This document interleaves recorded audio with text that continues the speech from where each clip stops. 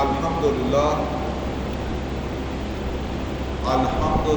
وقفا والصلاة والسلام علی عبادہ الذین اصطفیٰ خصوصاً علی افضلہم وخاتم النبیین محمد الامین وعلی آلہ وصحبہ اجمعین۔ اعوذ باللہ من الشیطان الرجیم، بسم اللہ الرحمن الرحیم۔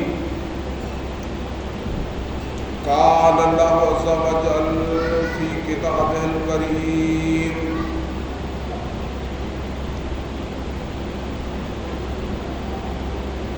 یسألونک عن الخمر والمیسر قل فیہما اسم کبیر ومنافع للناس وَإِسْمُهُمَا أَكْبَرُ مِن نَّفْعِهِمَا وَيَسْأَلُونَكَ مَاذَا يُنْفِقُونَ قُلِ الْعَفْوَ كَذَلِكَ يُبَيِّنُ اللَّهُ لَكُمُ الْآيَاتِ لَعَلَّكُمْ تَتَفَكَّرُونَ فِي الدُّنْيَا وَالْآخِرَةِ وَيَسْأَلُونَكَ عَنِ الْيَتَامَى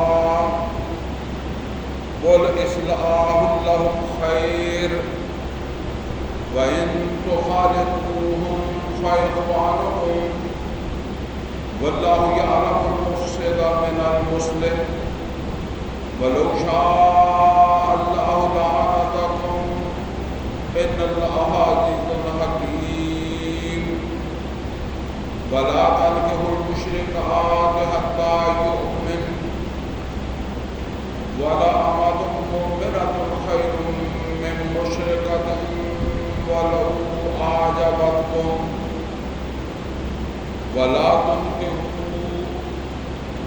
تُنكِحُوا الْمُشْرِكِينَ حَتَّى يُؤْمِنُوا وَلَعَبْدٌ مُؤْمِنٌ خَيْرٌ مِّن مُّشْرِكٍ وَلَوْ أَعْجَبَكُمْ أُولَٰئِكَ يَدْعُونَ إِلَى النَّارِ وَاللَّهُ يَدْعُو إِلَى الْجَنَّةِ فالمغفرة بإذنه ويبين آياته للناس لعلهم يتذكرون ويسألونك عن المحيض قل هو أذى فاعتزلوا النساء في المحيض ولا تقربوهن حتى يطهرن فإذا تطهرن فأتوهن من حيث أمركم الله إن الله يحب التوابين ويحب المتطهرين نساؤكم حرث لكم فأتوا حرثكم أنى شئتم وقدموا لأنفسكم واتقوا الله واعلموا أنكم ملاقوه وبشر المؤمنين ولا تجعلوا الله عرضة لأيمانكم أن تبروا وتتقوا وتصلحوا بين الناس والله سميع عليم لا يؤاخذكم الله باللغو في أيمانكم ولكن يؤاخذكم بما كسبت قلوبكم والله غفور حليم للذين يؤلون من نسائهم تربص 4 أشهر فإن فعلوا فإن الله غفور رحيم وإن عدموا الطلاق فإن الله سميع عليم والمطلقات يتربصن بأنفسهن 3 قروء ولا يحل لهن أن يكتمن ما خلق الله في أرحامهن إن كن يؤمن بالله واليوم الآخر وبعولتهن حق بردهن في ذلك إن أرادوا إصلاحا ولهن مثل الذي عليهن بالمعروف وللرجال عليهن درجة والله عزيز حكيم صدق الله العلي العظيم رب اشرح لي صدري ويسر لي أمري واحلل عقدة من لساني يفقهوا قولي اللهم أرنا الحق حقا وارزقنا اتباعه وأرنا الباطل باطلا وارزقنا اجتنابه آمین یا رب العالمین۔ عزیز دوستو، آج یہ ہمارا 26واں کتاب جمعہ ہے، جس میں ہم انشاءاللہ سورہ بقرہ کی آیت نمبر 219 سے شروع کریں گے اور انشاءاللہ کوشش کریں گے کہ آیت نمبر 228 تک جو پڑھ لیں۔ آج ان آیات کے حوالے سے جو موضوع ہمارا ہے وہ موضوع ہے شہادت علی الناس اور استحکام معاشرہ۔ اور یہاں یہ سمجھ لیں کہ یہ موضوع جو ہے وہ کوئی کم از کم 2 جمعے تو اور بھی چلے گا، تو یہ کافی ساری آیات ہیں، کافی سارا حصہ ہے اس موضوع کے اوپر۔ تو کچھ ہم آج پڑھیں گے، کچھ اگلے جمعے میں، اور انشاءاللہ کچھ اس سے بھی اگلے جمعے کے اندر۔ تو آج اس کا جو ہے وہ یعنی استحکام معاشرہ، اس کی پہلی قسط کہہ لیں یا اس کا پہلا جو ہے وہ حصہ کہہ لیں، وہ انشاءاللہ جو ہے وہ پڑھیں گے۔ اس کا ایک مطلب اور ہے، اور وہ یہ ہے کہ اب تک جو 25 ہمارے خطاب جمعہ ہوئے ہیں، ان میں ہم نے سورہ فاتحہ سے لے کر الحمدللہ سورہ بقرہ کی آیت نمبر 218 تک پڑھا ہے۔ تو اب ہم انشاءاللہ 219 سے شروع کرنے والے ہیں۔ ایک اور بات سمجھ لیں کہ کسی کے ذہن میں یہ خیال آتا ہوگا کہ یہ تو معاشرتی احکامات ہیں، اور ان معاشرتی احکامات کا شہادت علی الناس سے کیا تعلق جو ہے وہ بنتا ہے۔ تو یہ بات نوٹ کر لیں جی کہ جب تک نبی صلی اللہ علیہ وسلم مکہ میں تھے، مسلمان مکہ میں تھے، ہجرت نہیں کی تھی، تو اس وقت تک جو معاشرہ تھا، جو سوسائٹی تھی، وہ مکس تھی۔ اسلامی معاشرہ وجود میں نہیں آیا تھا، افراد تھے اسلام کو قبول کرنے والے، اس پر عمل کرنے والے افراد تھے۔ اب آپ اس کا اندازہ اس طریقے سے لگا سکتے ہیں کہ ایک آدمی، ایک فرد، ایک انسان ایمان لے آیا، لیکن اس کے گھر میں اس کی بیوی ایمان نہیں لائی، اس کی اولاد نہیں لائی، اس کے ماں باپ ایمان نہیں لائے، وہ انہیں کے ساتھ رہا۔ تو ظاہر بات ہے کہ معاشرہ کہاں سے وجود میں آ جائے گا۔ اسی طریقے سے کوئی بیوی ایمان لے آئی ہے، کوئی عورت ایمان لے آئی ہے، تو اس کا شوہر ایمان نہیں لایا، کوئی اولاد ایمان لے آئی ہے تو اس کے ماں باپ جو ہے وہ ایمان نہیں لائے۔ تو ایک ہی گھر کے اندر کبھی یہ صورتحال ہے کہ شوہر ایمان والا ہے، بیوی بچے ایمان والے نہیں ہیں، اور دوسری طرف جو ہے وہ بیوی ایمان والی ہے تو شوہر ایمان والا نہیں ہے، شوہر ایمان والا تو بیوی نہیں ہے، کو بچہ ایمان لے آیا، نوجوان بھی تھے جو ایمان لانے والے تھے، وہ ایمان لے آ رہے ہیں تو ان کے ماں اور باپ جو ہے وہ ایمان نہیں لائے، وہ مسائل پیدا کرتے تھے۔ تو یہ جو صورتحال تھی نا، یہ اصل کے اندر جو ہے وہ اس طرح کی صورتحال کو معاشرہ نہیں کہتے۔ معاشرہ تب بنا ہے اسلامی معاشرہ جب مسلمانوں نے ہجرت کر لی اور مدینے چلے گئے، اور پھر مدینے میں بھی لوگ جو ہے وہ ایمان لے آئے، تو اب گویا کہ ایک معاشرہ جو ہے وہ تشکیل پانے لگا۔ جب معاشرہ تشکیل پانے لگا تو پھر اس معاشرے کے حوالے سے جو ہے وہ احکامات بھی اللہ تعالیٰ کی طرف سے جو ہے وہ دیے جانے لگے۔ اور جب تک مکہ میں تھے، آپ یہ سمجھ لیں کہ 14 سال تک کوئی جب تک یہ پہلا مقام ہے سورہ بقرہ کے اندر، جب یہ معاشرتی احکام اس طریقے سے جو ہے وہ ہیں۔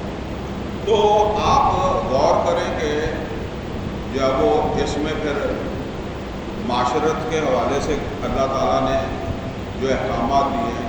معاشرہ جو ہے وہ اس کا آغاز ہوتا ہے میاں بیوی کے تعلقات سے. میں نے کئی دفعہ یہ بات بتائی ہے کہ اللہ کی اس زمین پر جو پہلا رشتہ قائم ہوا ہے نا وہ میاں بیوی کا ہوا ہے. لیکن بدقسمتی یہ ہے، بلکہ بدقسمتی میری بدبختی یہ ہے کہ ہمارا معاشرہ، یہ ہندوستانی معاشرہ ہے، یہ اس رشتے کو کچھ سمجھتا ہی نہیں. اور عام شادیاں ہو جاتی ہیں تو آپ دیکھتے ہیں کہ وہ جو ہے نا وہ بیلم مسائل پیدا کرتا ہے. لڑکے کی ماں پیدا کرتی ہے، یا باپ بھی کسی درجے میں پھر ظاہر ہے وہ ماں کے ساتھ ہو جاتا ہے تو وہ مسائل پیدا کرتا ہے. حالانکہ جب وہ اسی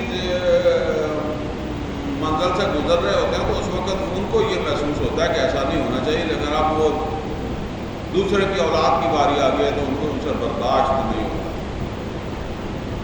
ان کو ویسے ہی خوش نہیں ہوتے یہ دیکھ کر کہ میاں بیوی میرا بیٹا یا اپنی بہو جو ہے وہ آپس میں خوش ہیں. یہ ان سے نہیں برداشت ہوتا. مطلب استثناءات اپنی جگہ ہے، لیکن آپ بھی اسی معاشرے کا ایسے. اور یہ اصل کے اندر وہ بات ہوتی ہے. پھر اسی سے یہ چیزیں جو ہے وہ چلتی ہیں کہ ظاہر ہے وہ جو جس کام کا آغاز ہی اس طرح ہو پھر اس کا انجام بھی ایسے ہی ہونا ہے. پھر آخری عمر میں جا کر پھر وہ عورت طاقتور ہو جاتی ہے تو پھر وہ پھر پنجابی میں کہتے ہیں ناسم جب دھواں دندی ہے. پھر کہتا بس ساری زندگی میں تو کمائی مر گیا پر میرا کچھ نہیں بنا، یعنی میری کوئی عزت نہیں بنی، نہ اولاد نے کی تھی نہ بیوی نے کی. اصل میں وہ ابتدا میں جو کچھ ہوا ہوتا ہے بندہ نہیں بھولتا جس کے ساتھ ہو جائے. تو بہرحال یہ ایک بہت اہم چیز ہے جس کو سمجھنے کی بڑی ضرورت ہے. اب وہ ادھر تو چونکہ یہ جسے ہم جوائنٹ فیملی کہتے ہیں، مکس سوسائٹی کہتے ہیں، اس کا رواج نہیں ہوتا تھا. ہمارے ہاں یہ ہے، اس کے ساتھ یہ پھر کئی وقت بھی جو ہے وہ پھر آ جاتی ہیں. تو وہاں تو یہی ہوتا تھا کہ جس نے شادی کی ہے وہ لے کے اپنی جگہ اس نے اپنا گھر جب کو جھونپڑی اس نے اپنی بنا لیا. اب ہمارے لیے ہمیں تو جھونپڑی میں گزارا نہیں ہوتا ہمارا. اسی لیے تو اللہ نے کہا کہ ماں باپ کا ان کی خدمت کرو، ان سے ملاقات کرو. آپ ملاقات یہاں تو 24 گھنٹے ملاقات ہی رہتی ہے، جب وہ دوسرے گھر میں ہوں گے تو پھر آپ ملاقات کرنے کے لیے جائیں گے. کبھی آپ نے دیکھا ہوگا کہ آپ جب آپ رہیں ایک گھر میں رہیں تو وہاں ملاقات تو 24 گھنٹے کی ہے آپ کے ساتھ. تو بہرحال جو ہے نا وہ یہ چیزیں سمجھ لیں. تو اسی طریقے سے اب نکاح، طلاق، یہ بھی اب نکاح طلاق کے احکامات وہاں نہیں آئے، مکہ میں نہیں آئے ہیں. وہ اسی طریقے سے جس طریقے سے ایک سسٹم چل رہا تھا. بلکہ اس سے بھی آگے کی بات یہ ہے کہ وہاں یہی حکم نہیں آیا کہ مسلمان مرد کا نکاح صرف مسلمان عورت سے ہو سکتا ہے، مسلمان عورت کا نکاح صرف مسلمان مرد سے ہو سکتا ہے. یہ بھی احکامات میں اسی طرح چلتا رہا نا اتنے سال ایک سلسلہ، کیونکہ معاشرہ وجود میں آ ہی نہیں سکتا تھا. اصل میں یہ قرآن جو ہے نا یہ اللہ نے حکمت کے ساتھ نازل کیا ہے. حکمت اصل میں یہی ہے، کون سی چیز ہے موقع کی اسی کے پیش نظر پھر یہ آیات مجھے آئی. تو اسی طریقے سے جو ہے وہ پھر نکاح طلاق کے بعد مسائل پیدا ہوتے ہیں نا. نکاح تو ہو گیا، اس کے ساتھ ذمہ داریاں آ گئی ہیں. پھر کہیں آ کر مسئلہ طلاق کا بن گیا. طلاق کے بعد مسئلہ یہ ہے کہ اب عدت کتنی ہونی چاہیے یا نہیں ہونی چاہیے، طلاق کون دے سکتا ہے کون نہیں دے سکتا، یہ مسئلہ پیدا ہوگا. اور پھر اسی طریقے سے اگر ان کے بچے ہو گئے تو بچے کے کون لے کر جائے گا، عورت لے کر جائے گی، مرد لے کر جائے گا. چھوٹا بچہ ہے تو اس کے دودھ پلانے کا بھی مسئلہ ہے، ٹھیک ہے نا، رضاعت وغیرہ. تو یہ چیزیں ہیں اور والدین کے حقوق ہیں. اور اسی طریقے سے ویسے تو عمومی ہے حکم ہے، لیکن اب جنگیں شروع ہو رہی ہیں. پچھلی دفعہ ہم نے پڑھا نا کہ اس کا اقدام تو کر دیا نبی صلی اللہ علیہ وسلم نے، اسی کے نتیجے میں پھر بدر ہوئی ہے. تو جنگیں ہیں، تو جنگیں ہوں گی تو اس میں بیوائیں بھی بنے گی اور یتیم بھی ہوں گے. یہ تعلق آپ سمجھ لیں. تو اگر ان بیواؤں کو، ان یتیموں کو وہ معاشرہ جو ہے وہ نہیں سنبھالتا یا ان کے ساتھ جو ہے وہ کوئی اچھا معاملہ نہیں کرتا، تو پھر تو ہر بندہ جو ہے وہ میدان جنگ میں جاتے ہوئے سوچے گا کہ میں مر گیا تو میرے بچوں کا کیا بنے گا، میری بیوی کا جو ہے وہ کیا بنے گا. یہ معاشرہ تو ذمہ داری سنبھالے گا نہیں سنبھالے گا.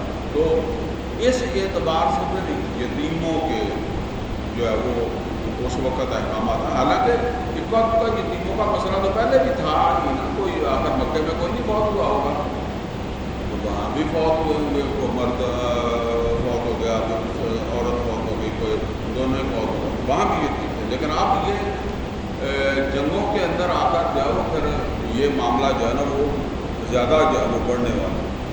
اسی طریقے سے سمجھ لیں شراب اور جوا ہے جو انسان کو اصل کے اندر بے عمل بناتے ہیں. شراب بھی اصل کے اندر جو ہے نا وہ انسان کو جو ہے وہ عمل سے ہٹا کر جو ہے نا وہ بس جس طرح کہتے ہیں کہ خواب ہے یا اس نشے کے اندر آدمی بھولا رہے. اور جوا بھی اسی طریقے سے ہی ہے کہ انسان اپنے بس وہ داؤ کے اوپر زندگی گزار رہا. تو یہ پھر اللہ تعالیٰ نے احکامات جو ہے وہ دیے ہیں. اور یہ بات سمجھ لیں جو معاشرہ مستحکم نہیں ہے وہ خود ہی ختم ہو جاتا ہے، وہ خود ہی ٹوٹ جاتا ہے.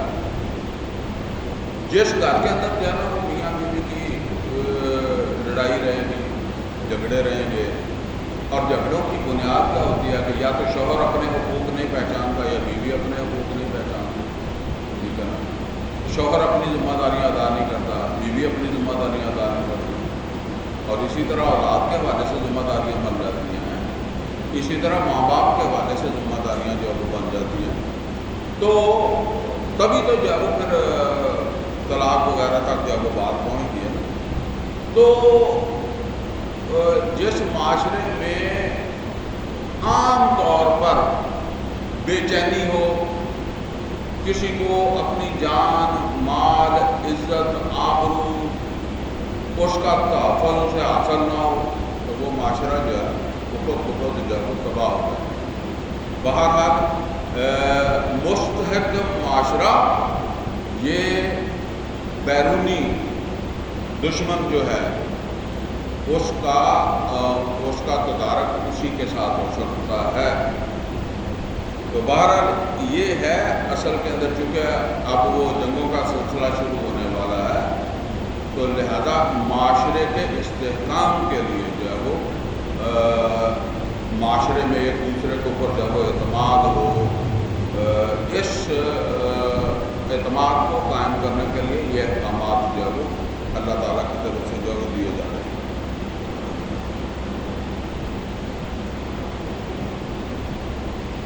تو فرمایا یسألونک عن الخمر والمیسر، یہ پوچھتے ہیں آپ سے شراب کے بارے میں اور جوئے کے بارے میں. قل فیہما اسم کبیر، تو اس کو بتا دیں کہ اس کے اندر جو ہے وہ بہت بڑا گناہ کا معاملہ ہے. ومنافع للناس، اور اگرچہ اس میں لوگوں کے لیے منافع بھی ہیں اور منافع نہیں ہے تو جس نے شراب کی بٹی لگائی ہوئی ہے اس کا تو کاروبار چلتا ہی ہے، یا جوا جو ہے وہ جو جیت گیا اس کو تو فائدہ ہو ہی گیا، کچھ نہ کوئی فائدہ بھی جو ہو جاتا ہے. وَإِسْمُهُمَا أَكْبَرُ مِن نَفْعِهِمَا، البتہ اس کا جو گناہ کا پہلو، نقصان کا پہلو وہ زیادہ ہے اس کے نفع. یہاں نوٹ کریں یہ بھی حکمت ہے، ایک دم اللہ نے یہ نہیں کہا کہ یہ حرام ہے، اس لیے کہ ایک معاشرہ جو ہے وہ اس کے اوپر چل رہا ہے تو ایک دم چھوڑنا جو ہے وہ ممکن نہیں تھا. تو ان کی ذہن سازی آہستہ آہستہ کی گئی پہلے تو یہ آیا کہ بھئی یہ شراب جوا جو ہے یہ اس میں نقصان زیادہ ہے، نفع تھوڑا ہے. تو اب جو سیاح آدمی ہے سمجھدار ہے وہ کہے گا کہ جب نقصان زیادہ ہے تو ہم چھوڑ دیں. پھر اسی طریقے سے شراب کے بارے میں آیا کہ نشے کی حالت میں نماز نہ پڑھو. اب دن میں 5 نمازیں ہیں، یہ اوقات پھر چھوڑنے پڑتے تھے. ظاہر ہے نماز سے پہلے بندے کو پتا ہوگا نا کہ میں نے اگر پی لی تو نماز سے پہلے نشہ اتر جانا چاہیے.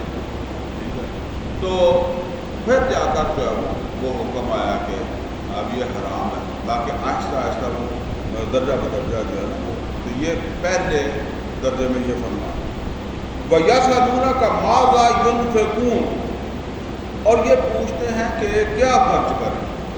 اب یہ سمجھ لیں کہ کیونکہ جان اور مال 2 چیزیں جو مانگ رہا ہے اللہ، تو بندہ جو ہے نا وہ اگرچہ جان زیادہ پیاری ہوتی ہے لیکن مال بھی بڑا پیارا ہوتا ہے. تو مال کے بارے میں پہلے تو سورہ بقرہ کی آیت نمبر 177 کے اندر ہم نے پڑھا وَآتَى الْمَالَ عَلَىٰ حُبِّهِ ذَوِي الْقُرْبَىٰ وَالْيَتَامَىٰ وَالْمَسَاكِينَ وَابْنَ السَّبِيلِ وَالسَّائِلِينَ وَفِي الرِّقَابِ. پھر ہم نے جو وہ آیت نمبر 195 میں پڑھا جہاں فرمایا وَأَنفِقُوا فِي سَبِيلِ اللَّهِ وَلَا تُلْقُوا بِأَيْدِيكُمْ إِلَى التَّهْلُكَةِ. اب اللہ کے دین کی سربلندی کے لیے بھی، اللہ کے کلمے کی سربلندی کے لیے بھی خرچ کرو. اور اسی طریقے سے جو ہے وہ آیت نمبر 215 میں آیا یَسْأَلُونَكَ مَاذَا يُنْفِقُونَ قُلْ مَا أَنفَقْتُم مِّن خَيْرٍ. تو ان سے کہیں کہ جو بھی تم خرچ کرو گے مال وہ اپنے والدین کے لیے خرچ کرو، قرابت داروں کے لیے، یتیموں مسکینوں مسافروں کے لیے کرے. ان اللہ بہی علیم، تو وہ اللہ تعالیٰ کے علم کے اندر ہے. اور اب یہ چوتھا مقام ہے جہاں پھر یہ سوال آ گیا تو فرمایا کہ یَسْأَلُونَكَ مَاذَا يُنْفِقُونَ، یہ پوچھتے ہیں کہ کیا خرچ کریں، کتنا خرچ کر دیں.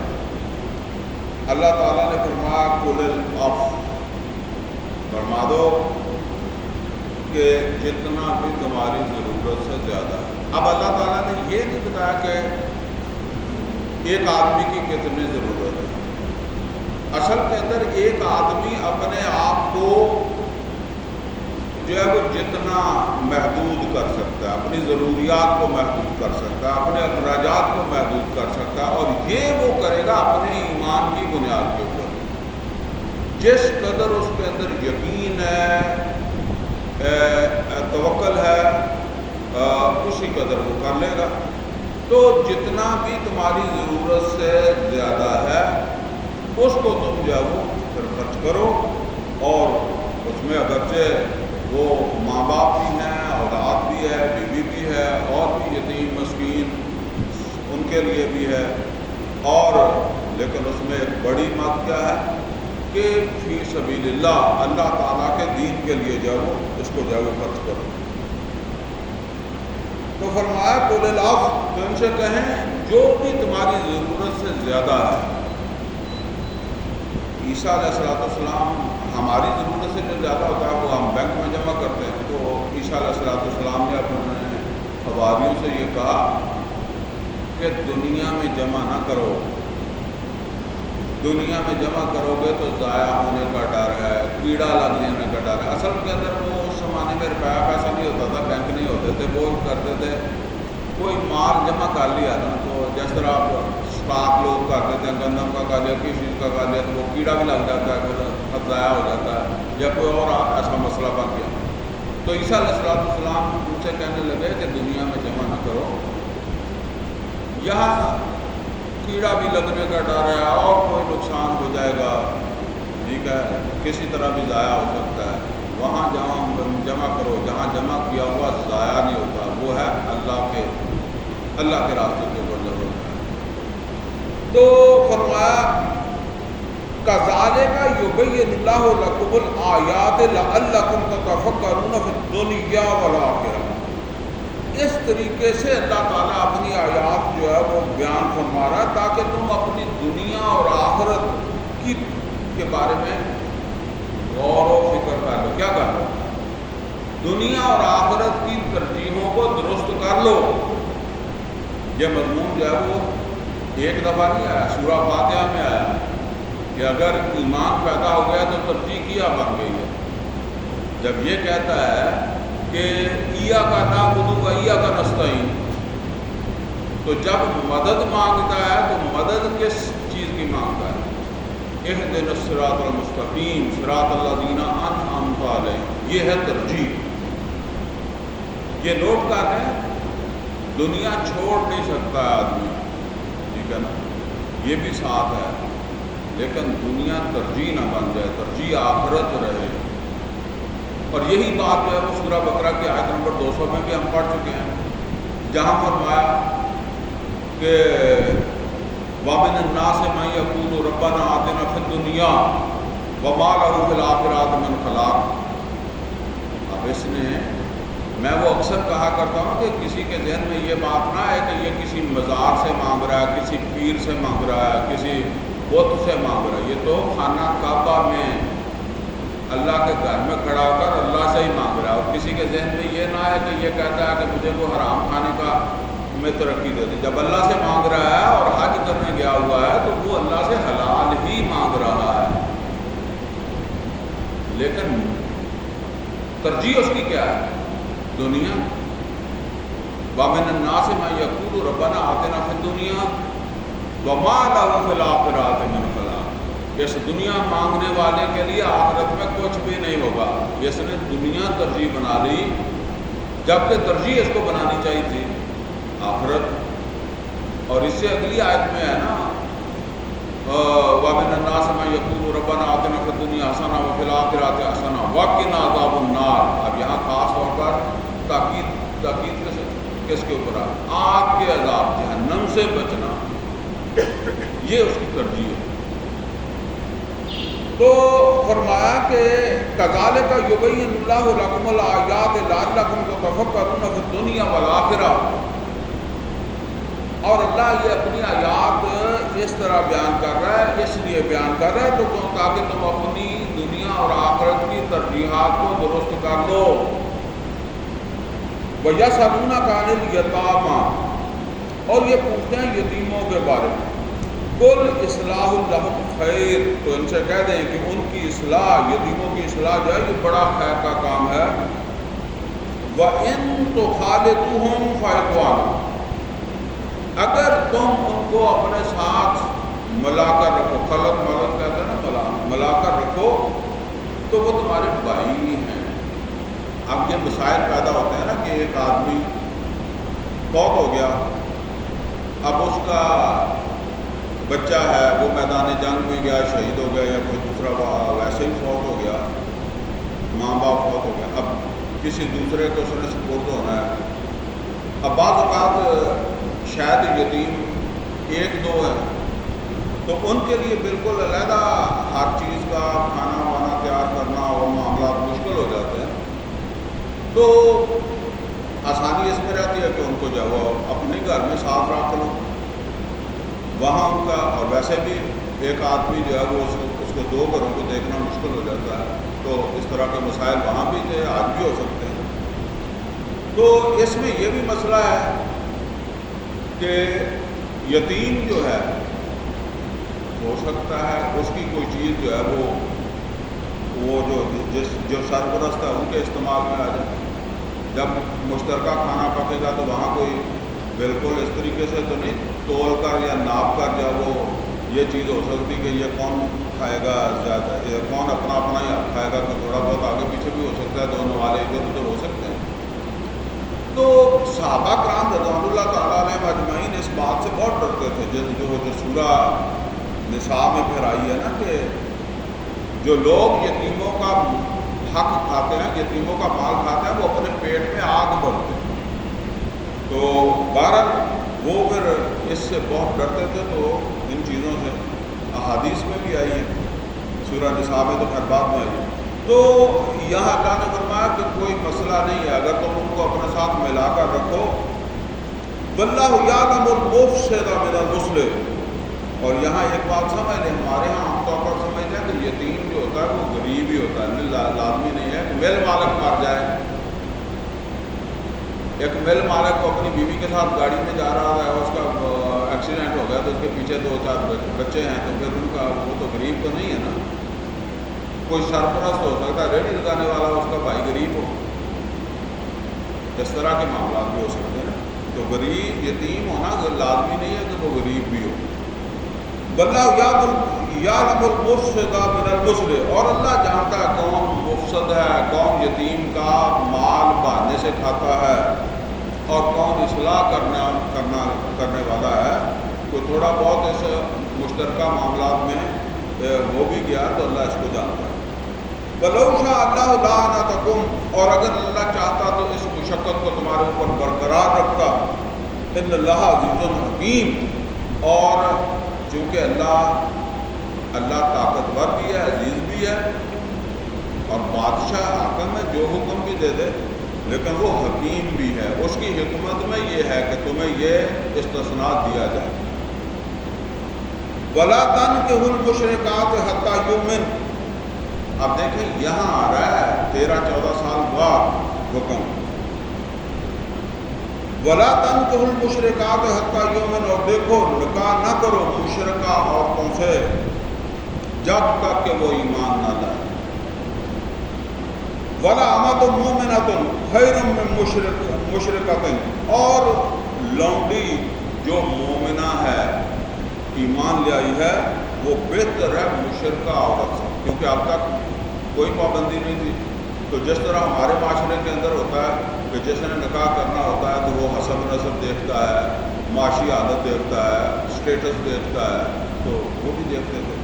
تو اب فرمایا کہ اگر کوئی صورتحال ایسی ہو جائے، کیونکہ ابھی نیا معاشرہ وجود میں آ رہا ہے، عورتیں بھی کم ہوں گی، تو ضروری نہیں ہے اگر تمہارا اسٹیٹس اونچا بھی ہے تو کسی لونڈی کو، اور شرط یہ ہے کہ وہ ایمان والی ہو، ایمان لے آئیے تو اس کے ساتھ نکاح کر لو۔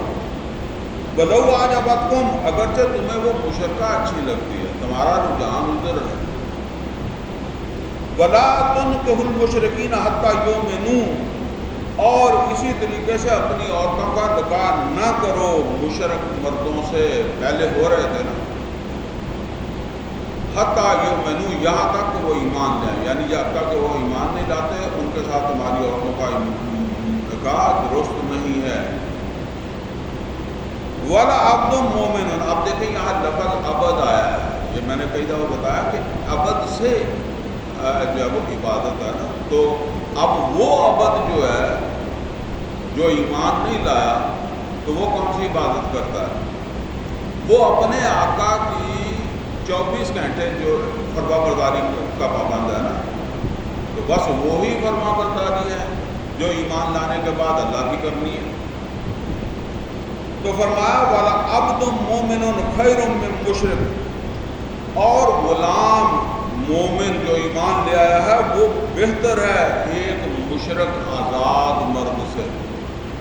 ولو اعجبکم، اگرچہ تمہارا رجحان ادھر ہو، تمہیں وہ اچھا لگے کہ وہ ایک اسٹیٹس والا آدمی ہے، شرف والا آدمی ہے اس معاشرے کے اندر، ظاہر ہے غلام اور لونڈی کا کوئی شرف نہیں ہے، کوئی وہ مقام نہیں ہے۔ اولئک یدعون الی النار، یہ سب آگ کی طرف بلانے والے ہیں۔ واللہ یدعو الی الجنہ، واللہ یدعو الی الجنۃ والمغفرۃ باذنہ، اور اللہ تعالیٰ تمہیں دعوت دے رہا ہے جنت کی طرف، مغفرت کی طرف اپنے حکم سے۔ وَيُبَيِّنُ آیاتہ للناس، اور وہ بیان کرتا ہے اپنی آیات کو لوگوں کے لیے، لعلہم یتذکرون، تاکہ وہ نصیحت حاصل کریں۔ یعنی یہ آیات کیوں بیان ہوتی ہیں؟ تاکہ نصیحت ہو، ہدایت ہو۔ اب یہ تو جب انسان کو سمجھ آئے تب ہی نصیحت حاصل ہوتی ہے نا، تب ہی ہدایت حاصل ہوتی ہے۔ تو اگر سمجھ ہی نہیں آئی تو کس طریقے سے پھر وہ تذکیر اسے ہوئے گی، نصیحت کیسے اس کو جب حاصل ہوگی؟ بہرحال اللہ تعالیٰ فرما رہا ہے کہ یہ آیا۔ اچھا یہاں یہ ایک بات نوٹ کر رہے ہیں کہ یہاں تو نماز کا حکم آیا ہے، یہاں تو جو آیا ہے وہ آپ یہ سمجھ لیں کہ شراب جوئے کی بات آئی ہے، اور مشرکوں کے ساتھ عورتوں کے نکاح، مردوں کے نکاح جو ہے وہ اس کو جو ہے وہ منع کیا گیا ہے۔ اور اسی طریقے سے جو ہے وہ کوئی اور جو ہے وہ یہ بات بیان کرنے کے بعد اللہ کیا فرمایا وَيُبَيِّنُ آیَاتِهِ لِلنَّاسِ لَعَلَّهُمْ يَتَذَکَّرُونَ، تاکہ وہ نصیحت حاصل کر لیں، یعنی وہ ان چیزوں کے اوپر عمل کریں۔ یہ معاشرت کے متعلق جو احکامات دیے گئے ہیں ان کی اہمیت کو واضح کیا جا رہا ہے۔ وَيَسْأَلُونَكَ عَنِ الْمَحِيضِ، اور یہ حیض کے بارے میں پوچھتے ہیں۔ قُلْ هُوَ أَذًى، ان سے کہا کہ یہ ناپاکی کی حالت ہے۔ فَاعْتَزِلُوا النِّسَاءَ فِي الْمَحِيضِ، تو حیض کی حالت میں اپنی عورتوں سے علیحدہ رہو۔ وَلَا تَقْرَبُوهُنَّ حَتَّى يَطْهُرْنَ، اور ان کے قریب نہ جاؤ یہاں تک کہ وہ پاک صاف ہو جائیں۔ فَإِذَا تَطَهَّرْنَ، پھر جب وہ پاک صاف ہو جائیں، فَأْتُوهُنَّ مِنْ حَيْثُ أَمَرَكُمُ اللَّهُ، تو پھر ان کے پاس آؤ جہاں سے اللہ تعالیٰ نے تم کو جب حکم دیا ہے۔ إِنَّ اللَّهَ يُحِبُّ التَّوَّابِينَ وَيُحِبُّ الْمُتَطَّهِّرِينَ، ظاہرہ حکم تو اب آ رہا ہے، تو اس سے پہلے کسی نے پابندی کی ہے نہیں کی ہے، جو کچھ بھی ہے، تو اللہ تعالیٰ توبہ کرنے والوں کو سے محبت کرتا ہے، یعنی اب اس کو چھوڑ دو اور اب رجوع کرو اللہ تعالیٰ کو، توبہ، پچھلے کو چھوڑو۔ اللہ ان کو بھی توبہ کروا رہا ہے جنہوں نے حکم آنے سے پہلے کیا۔ سمجھ آ رہی بات؟ یعنی کہ جب حکم ہی نہیں آیا تو وہ پابند بھی نہیں تھے، لیکن ان کو بھی کہہ رہا ہے کہ اس کی توبہ کر لو، رجوع کر لو، ٹھیک ہے؟ تو جو ایمان لانے کے بعد کرتا ہے وہ بھی سمجھتا ہے کہ مجھے توبہ کی ضرورت نہیں ہے، میں حرام کھا سکتا ہوں، میں جھوٹ بول سکتا ہوں، میں ملاوٹ کر سکتا ہوں، میں کم توڑ سکتا ہوں۔ تو فرمایا کہ وَلَا تَقْرَبُوهُنَّ حَتَّى يَطْهُرْنَ فَأْتُوهُنَّ مِنْ حَيْثُ أَمَرَكُمُ اللَّهُ إِنَّ اللَّهَ يُحِبُّ التَّوَّابِينَ وَيُحِبُّ الْمُتَطَّهِّرِينَ، جو پاک صاف رہنے والے ہیں ان سے محبت کرتا ہے۔ اور یہاں میں وہ ایک بات عرض کیا کرتا ہوں، دیکھیں کتنی باریک باریک چیزیں ہیں نا۔ اب حیض کا مسئلہ ہے نا، وہ ہم تو عام طور پر اس کو ڈسکس ہی نہیں کرتے، یہ کوئی ضروری چیز ہے نا جو اللہ بیان کر رہا ہے، اور بھی اس کے اندر جو وہ چیزیں آئیں۔ اب ہم نے ان چیزوں کو اہمیت نہیں دی، اور اہمیت ہم نے ان کو چیز کو دی ہے جن کو اللہ نے اہمیت نہیں دی۔ میری بات سمجھ آ رہی؟ اگر ایک آیت درمیان میں اللہ یہ بھی لکھ دیتا، یہ بھی ڈال دیتا کہ نماز پڑھا کرو اور رفع یدین کر لیا کرو، اونچی آمین کر لیا کرو، ٹھیک ہے نا، تو اہل سنت تے بریلوی دیوبندی ختم ہو جاتے۔ تو اگر اللہ یہ کہہ دیتا کہ نماز پڑھ لیا کرو اور رفع یدین نہ کیا کرو اور اونچی آمین نہ کہا کرو، تو اہل حدیث ختم ہو جاتے، کتنا مسئلہ حل ہوتا ہے۔ اللہ کے نزدیک اس کی کوئی اہمیت ہی نہیں ہے۔ اللہ کے نزدیک جس کی اہمیت ہے اس کو دیکھیں اللہ نے کتنے اہتمام کے ساتھ جا رکے ہیں، ٹھیک ہے؟ ہم ان چیزوں کو پکڑتے ہیں جو فرض نہیں ہیں، بلکہ فرقے سارے نفلوں کے اوپر بنے ہوئے ہیں، سنت کے اوپر ہوں گے، نفل کے اوپر بنے ہوئے، فرض واجب کے اوپر نہیں فرقہ بنتا۔ بہرحال نساؤکم حرث لکم، تمہاری بیویاں تمہاری کھیتیاں ہیں، فاتوا حرثکم انا شئتم، اور آؤ اپنی کھیتیوں میں جیسے تم چاہو۔ اور جیسے چاہنے سے مراد یہ ہے کہ وہ ہمارے ہاں عام طور پر کوئی خاص اوقات کو لوگ کہتے ہیں، مطلب کوئی نہیں، بیوی ہے جب بھی چاہو تم اس کے ساتھ، وہ جو پابندی روزے وغیرہ کی ہے وہ تو علیحدہ ہے نا کہ احرام باندھا ہوا وہ علیحدہ پابندی ہے، پر باقی جو ہے وہ کوئی مسئلہ نہیں ہے، دن اور رات ہو، صبح ہو شام ہو۔ وَقَدِّمُوا لِأَنفُسِكُمْ، اور اپنے لیے آگے کی تدبیر کرو، اپنا مستقبل تمہاری اولاد ہے، ٹھیک ہے؟ اب تم ایک اللہ نے ایک نظام بنایا ہوا ہے نا آدمی جاتا ہے تو آگے، یعنی شادیاں اصل میں اولاد کے لیے کرو، یہ بات واتقوا اللہ، اور اللہ تعالیٰ کا تقوی اختیار کرو، اللہ تعالیٰ سے جو ہے وہ ڈرتے رہو کہ کہیں آپ دیکھیں یہاں تقوی کا تقوی جو آ رہا ہے، کیوں آ رہا ہے کہ یہ جو باتیں تمہیں بتائی جا رہی ہیں کہیں ان کے برخلاف نہ ہو جائے، بچتے رہو ان احکامات کی خلاف ورزی نہ ہو جائے۔ وَاعْلَمُوا أَنَّكُمْ مُلَاقُوهُ، اور یہ بات جان رکھو تمہاری اس سے ملاقات ہونی ہے، اگر ان چیزوں کی خلاف ورزی ہوئی تو وہ پوچھے گا، وہاں تمہیں ان چیزوں کی جواب نہیں کرنی پڑے گی۔ اور میں عرض کر چکا ہوں کہ اس کے اندر جو ہے نا وہ صرف آگے جا کر شاید ہمارا جو اگلے سے بھی اگلا درس ہوگا اس میں نماز کی بات آئے گی، ٹھیک ہے نا، نماز کا ذکر آ جائے گا، لیکن باقی تو کوئی نہ نماز نہ روزہ نہ حج نہ زکوٰۃ نہ کوئی عمرہ نہ کچھ ہے اس میں۔ اور اللہ کہتا ہے میرے ساتھ جب تم نے ملاقات کر لیا تو اس ملاقات میں ان چیزوں کا میں نے پوچھنا ہے، بچ کر آنا، احتیاط کر کے آنا کہ تم نے اپنی بیویوں کے حقوق دیے ہیں، بیویوں نے شوہروں کے حقوق دیے ہیں، اور یہ دوسرے جو بھی معاملات ہم نے جو پڑھے ہیں یہ تم پورے کر کے آ رہے ہیں۔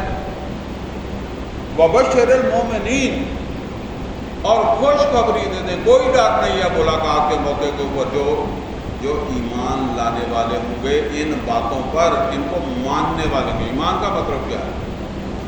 جو ان احکامات کو جو دیے جا رہے ہیں ان کی پابندی کر کے آئیں گے، ان کو ملاقات کے موقع کے اوپر کوئی ڈر نہیں، خوشخبری، خوش ہو کے آئیں، چھاڑا مار دیا، یہ بات اللہ کا ہے۔ وَلَا تَجْعَلُوا اللَّهَ عُرْضَةً لِّأَيْمَانِكُمْ، اور نشانہ نہ بناؤ یا ہدف نہ بناؤ اپنی قسموں کے لیے اللہ تعالیٰ کو، ان تبروا، کہ تم رکو کسی نیکی کے کام سے، وتتقوا، یا کسی تقوی کے کام سے، اصل وَتُصْلِحُوا بَيْنَ النَّاسِ، یا لوگوں کے درمیان صلح کرانے سے۔ تین چیزیں اللہ نے یہاں بیان کی ہیں۔ اصل کے اندر بعض اوقات ایسا ہوتا ہے کہ انسان کوئی اچھا کام کرتا ہے، وہ اچھا کام گلے پڑ جاتا ہے۔ مثلا آپ نے کسی کا رشتہ کروایا، اب وہ بنا نہیں، جھگڑا ہو رہا ہے تو وہ گالی آپ کو دے رہے ہیں، کروانے والے کو جب وہ برا بھلا کہہ رہے ہیں۔ اسی طریقے سے جب وہ کوئی آدمی آپ کے پاس قرض لینے کے لیے آیا، آپ نے اسے مسکین سمجھ کر، ضرورت مند سمجھ کر دے دیا، اور جب لینے گئے تو وہ آنکھیں نکالنے لگا، تو آپ نے کہا میں نے تو قسم کھا لیا کہ میرے لیے کوئی مر جائے، آج کے بعد میں نے کسی کو قرض نہیں دینا، یا میں کسی کے ساتھ بھلائی نہیں کروں گا، میں نے بڑی بھلائی کر کے دیکھ لی۔ تو اللہ تعالیٰ کہتا ہے کہ اس طرح کی قسموں میں اللہ کو نہ لایا کرو، کیونکہ اللہ تعالیٰ نہیں کہتا کہ میرے نام کو اس طرح کے اچھے کاموں میں میرے نام کو بہانہ بناؤ، اس کو نشانہ بناؤ۔ تو فرمایا کہ وَلَا تَجْعَلُوا اللَّهَ عُرْضَةً لِّأَيْمَانِكُمْ، اور نہ بناؤ ہدف، نشانہ اللہ تعالیٰ کو اپنی قسموں کے لیے، ان تبروا، کہ تم رک جاؤ گے کسی نیکی کے کام سے، وتتقوا، یا کسی تقوی کے کام سے، وتصلحوا بین الناس، یا لوگوں کے درمیان جب وہ اصلاح کرنے کے کام سے تم رک جاؤ گے۔ اور ایسا ویسے تجربہ تو ہوتا ہی رہتا ہے کہ کوئی صلح کروائی ہے تو صلح کروانے والے کو جو ہے وہ کوئی نہ کوئی الزام بھگتنا پڑ گیا۔ تو فرمایا واللہ سمیع علیم، باقی جو تمہارے اوپر اچھا کام کرتے ہوئے کوئی تمہارے اوپر الزام آتا ہے تو وہ کوئی پریشانی کی ضرورت نہیں، اللہ سمیع علیم ہے، اللہ تمہیں اس کا اجر بھی دے دے گا، اور وہ جنہوں نے الزام لگایا ہے کام کا ان سے بھی پوچھ لے گا۔ جیسے کہتے ہیں کہ وہ کہیں ضائع نہیں ہوا جو کچھ بھی اس کے اوپر گفتگو ہوئی ہے، یا جو تمہارے اوپر الزام آیا ہے جس کی وجہ سے تم نے یہ قسم کھائی ہے، یا تم اس طرح سوچتے ہو، تو تم اسے اللہ کی طرف لوٹا دو۔ اللہ تو جانتا ہی ہے نا کہ تمہاری نیت کیا ہے۔ لا یؤاخذکم اللہ باللغو فی ایمانکم، اور اللہ تعالیٰ تمہیں تمہاری فضول قسم کی قسموں پر نہیں پکڑے گا، یعنی یہ قسمیں اس طرح کی قسمیں فضول قسمیں ہیں، اس کے اوپر نہیں پکڑے گا۔ وَلَٰكِنْ يُؤَاخِذُكُم بِمَا كَسَبَتْ قُلُوبُكُمْ وَلَٰكِنْ يُؤَاخِذُكُم بِمَا كَسَبَتْ قُلُوبُكُم، البتہ وہ قسمیں جو تم نے پورے دلی شعور کے ساتھ سمجھ کر جو ہے وہ تم نے شعوری طور پر اگر کوئی قسم تم نے کھائی ہے اٹھائی ہے تو اس کے اوپر تو پوچھے گا۔ وَاللَّهُ غَفُورٌ حلیم، اور اللہ مغفرت کرنے والا، برداشت کرنے والا، برداشت کر جاتا ہے بڑی بڑی باتیں۔ لِلَّذِينَ يُؤْلُونَ مِن نِّسَائِهِمْ، اور وہ جو اپنی عورتوں کے ساتھ جو ہے وہ ایلا کر لیں، تربص اربعۃ اشہر، تو وہ انتظار کریں 4 مہینے۔ فَإِن فَاءُوا، پھر اگر وہ 4 مہینے کے اندر لوٹ آئیں، فَإِنَّ اللَّهَ غَفُورٌ رَحِيمٌ، تو اللہ بخشنے والا، رحم کرنے والا۔ ایلا کہتے ہیں کہ ایک آدمی اپنی بیوی کو طلاق تو نہیں دیتا، البتہ اسے کہتا ہے کہ جی میں تیرے ساتھ میاں بیوی والا تعلق نہیں رکھوں گا، تعلق زن و شو نہیں رکھوں گا، بس۔ تو یہ اجازت ہے 4 مہینے تک، یعنی مطلب یہ ہے کہ 4 مہینے تک تو اللہ کہتا ہے کہ اگر کر لیا تم نے تو پھر ٹھیک ہے، یا قسم کھا لے کہ میں تمہارے پاس نہیں آؤں گا، ٹھیک ہے، تو 4 مہینے تک جو ہے وہ ایک گنجائش ہے، لیکن 4 مہینے سے زیادہ نہیں۔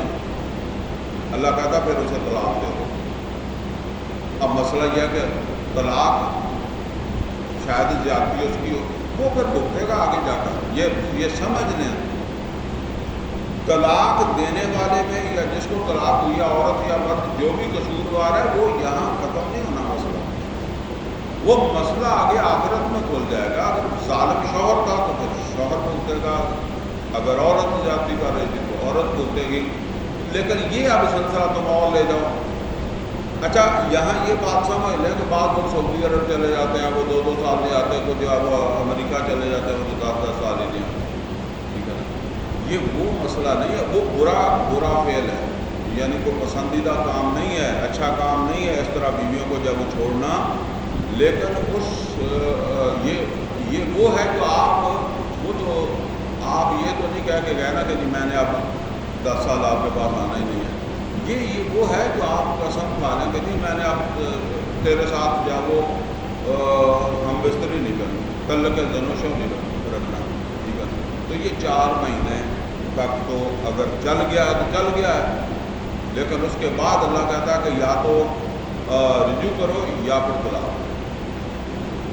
وَإِنْ عَزَمُوا الطَّلَاقَ، اور یہ پھر پہلی طلاق کا ذکر آ گیا، اگر انہوں نے طلاق کا ہی عزم کر لیا، اس نے کہا کہ بس میں طلاق ہی دیتا ہوں، فَإِنَّ اللَّهَ سَمِيعٌ عَلِيمٌ، تو کوئی بات نہیں، طلاق دے دو، اللہ سننے والا ہے اور علم والا ہے، حساب وہاں کر لے گا، قصور تمہارا تھا، تم نے زیادتی کی تھی یا عورت کا قصور تھا۔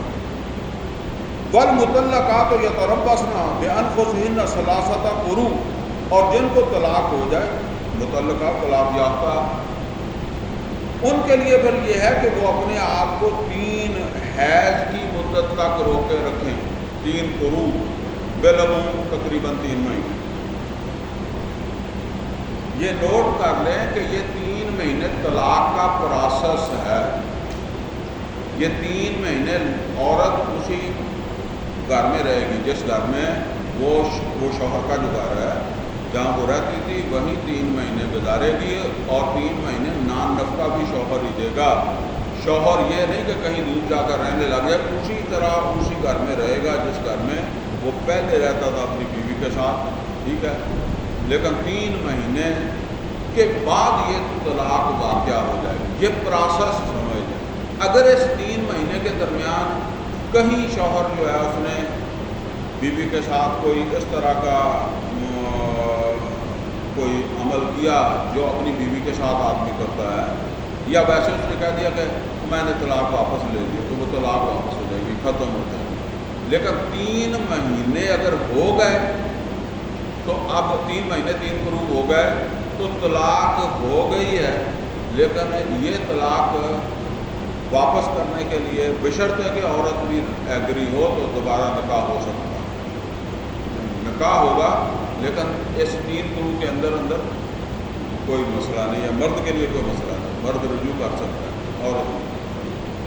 ولا یحل لہن، اور یہ حلال نہیں ہے، اب نوٹ کریں اللہ تعالیٰ فرما رہا ہے کہ یہ چیز حلال نہیں ہے، یکتمن ما خلق اللہ فی ارحامہن، جو اللہ نے ان کے رحموں کے اندر پیدا کر دی، یعنی ان 3 قرو کے دوران واضح ہو جائے گا۔ یہ پروسیس اسی لیے اللہ نے رکھا ہے، یہ حکمت ہے کہ اس میں پتہ چل جائے عورت حاملہ ہے نہیں حاملہ ہے، ٹھیک ہے، یہ بھی واضح ہو جائے گا۔ تو اگر وہ حاملہ ہو تو اسے ظاہر کر دینا چاہیے۔ تو اب یہ سمجھ لیں کہ حاملہ کی عدت وضع حمل تک جائے گی، جب وہ بچہ پیدا ہو جائے گا تو پھر اس کی عدت جو ہے وہ پوری ہوگی۔ وہ کب ہوتا ہے وہ تو پھر اسی اعتبار سے جب ہوتا ہے۔ ان کننا یؤمن باللہ والیوم الآخر، اگر وہ اللہ اور آخرت کے اوپر ایمان رکھتی ہیں تو وہ اپنے اس حمل کو چھپائیں نہیں بلکہ ظاہر کر دیں، اور کیونکہ وہ اولاد جو ہے وہ باپ کی ہوتی ہے تو پھر اسے بھی پتہ ہونا چاہیے۔ اور جب وہ حاملہ ہے تو اس کو اچھا رہن سہن دینا ہے، اس کو شوہر کو، اگرچہ اس نے طلاق دی ہوئی ہے لیکن اس کو جو حاملہ عورت جو ہے اس کو زیادہ بہتر خوراک اور دوسری سہولتوں کی ضرورت ہوتی ہے، تو اس کو پھر جب تک وہ حمل وضع نہیں ہوتا اس وقت تک اس کی ذمہ داری ہے۔ ویسے آگے رضاعت کا معاملہ بھی آ جائے گا، اگر دودھ پلانے لگ گئی ہے تو پھر وہ جب تک دودھ پلائے گی تو اس طرح چلے گا۔ وہ بَعُولَاتُهُنَّ أَحَقُّ بِرَدِّهِنَّ فِي ذَلِكَ، اور ان کے جو شوہر ہیں وہ زیادہ حقدار ہیں اگر وہ واپسی لوٹانا چاہیں اپنی بیوی کو اس دوران، یعنی وہ 3 قرو کی جو مدت ہے اس میں وہ کسی مولوی کو بلانے کی ضرورت نہیں ہے، کسی کو بتانے کی ضرورت نہیں ہے، بس اس نے کہا جی میں نے طلاق دی تھی اور میں نے لے لیا واپس، ٹھیک ہے نا۔ تو یا کوئی بھی عمل کرے جو آپ کے اپنی بیوی کے ساتھ کرتا ہے کر لے، ختم ہو گئی، کہے بغیر ہی ختم ہو گئی۔ ان ارادو اصلاح، لیکن ایک بات اللہ تعالیٰ فرماتا ہے کہ اگر ان کا ارادہ اصلاح کا ہے، یعنی وہ طلاق کسی وجہ سے ہی ہوئی ہے نا، تو یہ نہ ہو کہ جو طلاق واپس لے کر تو پھر اسی طرح کا جب وہ جھگڑا شروع ہو جائے، تو مطلب یہ ہے کہ وہ اصلاح کا ارادہ ہو۔ یہ مسئلہ سمجھے کہ یا تو پھر یہ سمجھے کہ جی میں بس اسی طرح بیوی کے ساتھ کر لوں گا گزارا، اگر بیوی کی کوئی عادت ہے تو پھر اپنے آپ کو تیار کر لے ذہنی طور پر، تو بس ٹھیک ہے میں اسی کے ساتھ ہی ایسے ہی گزارا کر لوں گا، یا پھر وہ کہے کہ میں اپنی اصلاح کر لوں گی، یہ سب کچھ ہو سکتا ہے۔ وَلَهُنَّ مِثْلُ الَّذِي عَلَيْهِنَّ بِالْمَعْرُوفِ، اور عورتوں کے بھی حقوق ہیں جیسے کہ ان پر فرائض ہیں۔ اصل میں یہاں طلاق کا حق اللہ نے مرد کو دیا، یہ بات نوٹ کر لیں،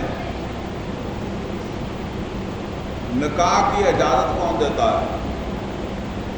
عورت دیتی ہے، عورت قبول کرتی ہے، پھر نکاح پڑھا جاتا ہے۔ کبھی ایسے آپ نے دیکھا ہے کہ جی آپ نے نکاح پڑھ لیا پھر عورت کے پاس چلے گا کہ جی یہ نکاح آپ کا کر دے؟ نہیں، پہلے عورت کے پاس جاتے ہیں اور عورت کہتی ہے کہ میں ایگری ہوں، ٹھیک ہے، تو پھر وہ دستخط کر دیتی ہے، تو بعد میں مرد جو ہے وہ عورت کی طرف سے یہ آفر ہوتی ہے، ایجاب ہوتا ہے، ٹھیک ہے، مرد اسے قبول کرتا ہے، تو طلاق کے اندر جو ہے پھر مرد جو ہے اس کو اللہ تعالیٰ نے جو ہے وہ دیا ہے کہ وہ طلاق جو ہے دے سکتا ہے۔ تو فرمایا وَلَهُنَّ مِثْلُ الَّذِي عَلَيْهِنَّ بِالْمَعْرُوفِ، عورتوں کے بھی حقوق ہیں اسی طرح جیسے ان کے فرائض ہیں معروف طریقے سے۔ وَلِلرِّجَالِ عَلَيْهِنَّ دَرَجَةٌ، اور مردوں کو اللہ تعالیٰ نے عورتوں کے اوپر ایک درجہ فضیلت کا دیا ہے۔